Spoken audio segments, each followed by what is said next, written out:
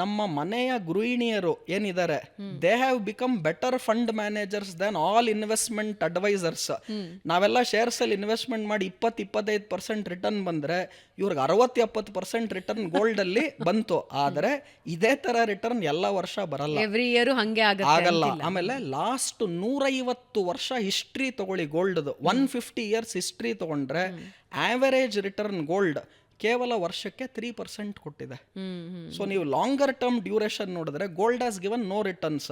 You are lucky last year ನಿಮ್ಗೆ ಒಳ್ಳೆ return ಬಂದಿದೆ, ಇದೇ ರಿಟರ್ನ್ ನೆಕ್ಸ್ಟ್ ವರ್ಷ ಬರುತ್ತೆ ಅಂತ ಕನ್ಸು ಖಂಡಿತ ಇಡ್ಕೋಬೇಡಿ.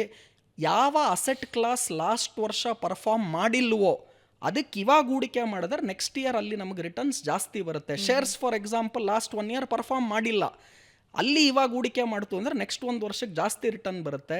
ಯಾವ ಅಸೆಟ್ ಕ್ಲಾಸ್ ಆಲ್ರೆಡಿ ಒಳ್ಳೆ ಪರ್ಫಾರ್ಮೆನ್ಸ್ ಕೊಟ್ಬಿಟ್ಟಿದೆ ಅಲ್ಲಿ ಹೂಡಿಕೆ ಮಾಡಬೇಡಿ.